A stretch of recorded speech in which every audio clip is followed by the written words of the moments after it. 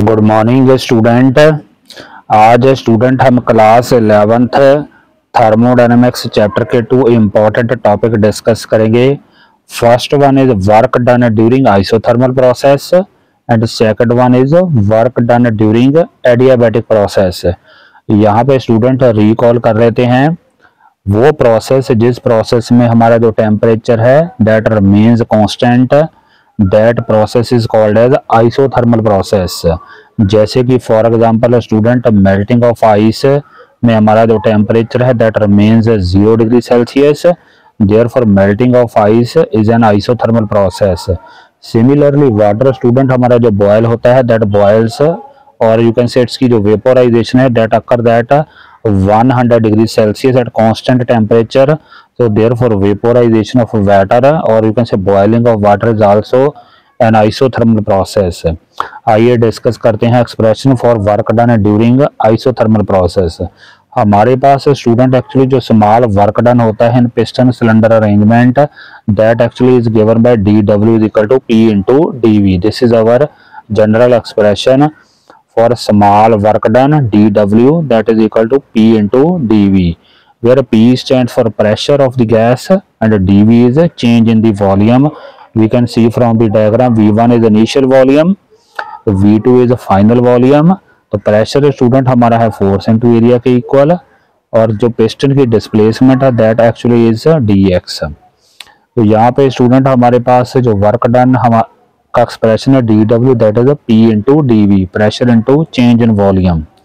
You can see from the diagram change in volume, V2 minus V1 is our change in volume। तो आइए देखते हैं student तो total work done calculate करते हैं। Total work done in moving piston from volume V1 to V2 integration करेंगे, integration of dW that will be equal to V1 to V2 से integration करेंगे P dV की। यहाँ पे student since हमारे पास integration on right hand side हमारे पास जो डिफरेंशियल है दैट इज एक्चुअली dV, तो यहाँ पे P टर्म को प्रेशर वाली टर्म को रिप्लेस करेंगे by a term of volume.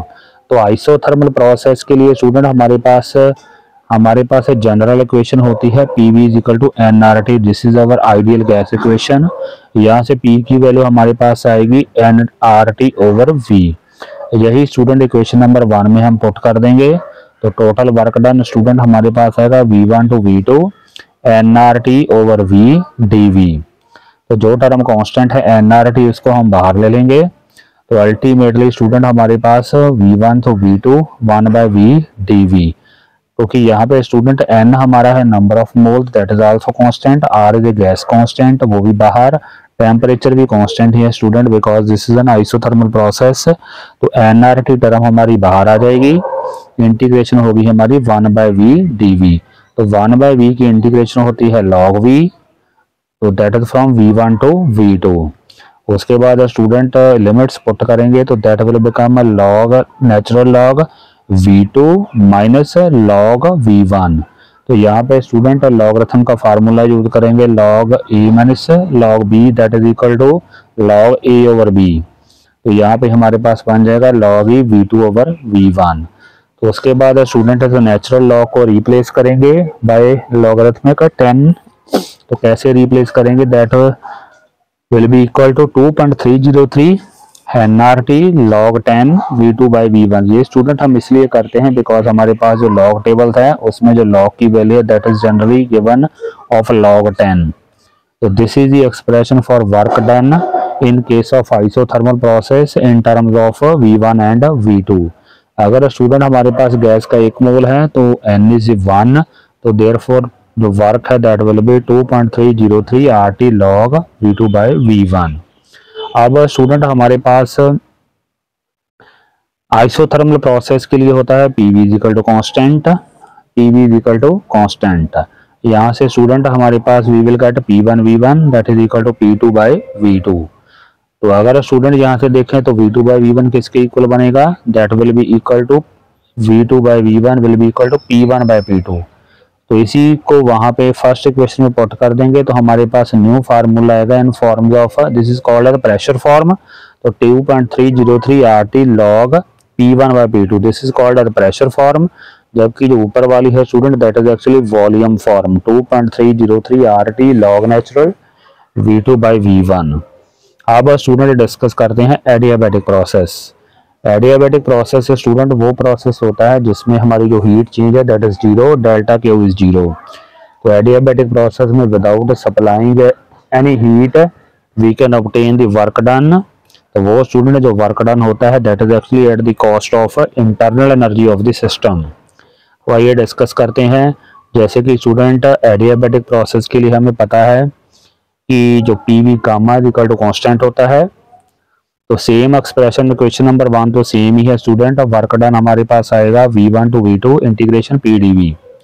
यहाँ पी की वैल्यू स्टूडेंट हम यहाँ से फाइंड आउट करेंगे, P V gamma equal to constant, therefore student P की वैल्यू हमारे पास है कि C over V raise to power gamma. तो यही वैल्यू स्टूडेंट हम यहाँ पे पुट करने लगे हैं। तो वर्क डन हमारे पास आएगा V1 टू V2, पी की वैल्यू स्टूडेंट हमने पुट कर दी है C over V raise to power gamma D we.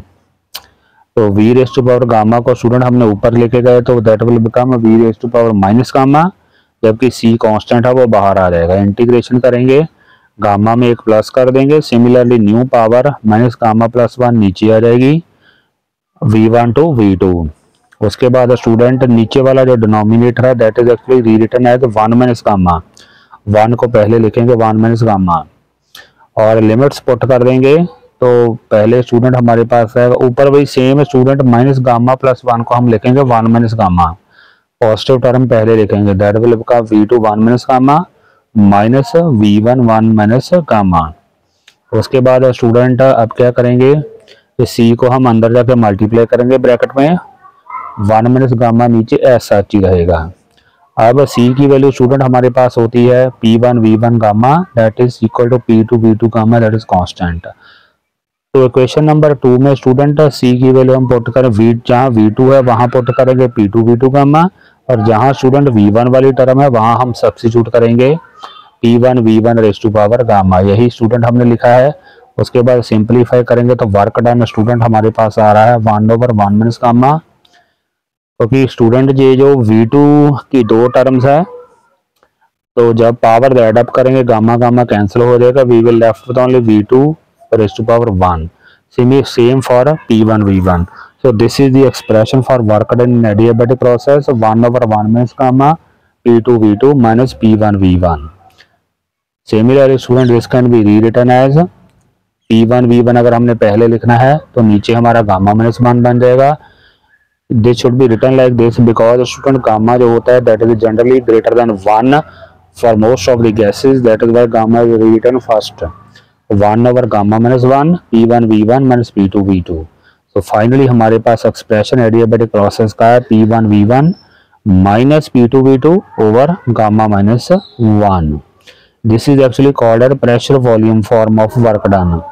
Similarly student हम इसको टेम्परेचर की फॉर्म में भी ऑब्टेन कर सकते हैं। P1 की वैल्यू हम सब्स्टिट्यूट कर देंगे nRT1 और P2 V2 की सब्स्टिट्यूट करेंगे nRT2। So this is expression for work done in the form of temperature nR T1 minus T2 over gamma minus 1। For 1 मोल के लिए n की वैल्यू हम 1 पुट कर देंगे। So this is our expression for work done R T1 minus T2 over gamma minus 1। So these are some of the important expression। एक और फिर से सारा रिकॉल करते हैं आइसोथर्मल प्रोसेस और एडियाबैटिक प्रोसेस में क्या क्या हमारे पास एक्सप्रेशन आए। This is the first expression for isothermal process. Work done is given by 2.303 RT log V2 by V1। This is actually यहाँ पे स्टूडेंट नेचुरल लॉग की जगह log 10 आएगा, प्लीज करेक्ट इट। तो this is called as volume form of work done in case of isothermal process। Similarly student this is called as pressure form, V2 by V1 की जगह we will get P1 by P2। Same for isothermal process, this is the first formula P1 V1 minus P2 V2 over gamma minus 1। This is pressure volume form and this is temperature form nR T1 minus T2 over gamma minus 1। Similarly अगर student हमारे पास 1 मोल है तो n की value हम 1 substitute करेंगे। Ultimately हमारे पास work done आएगा R T1 minus T2 over gamma minus 1। यहाँ पे स्टूडेंट नोट करने वाली ये बात है कि एडिया जो गामा है that is called as adiabatic index, and most of the gases air के लिए इसकी जो वैल्यू है दैट इज क्लोज टू 1.4 या 1.3। This is all about work done expression. Thank you very much.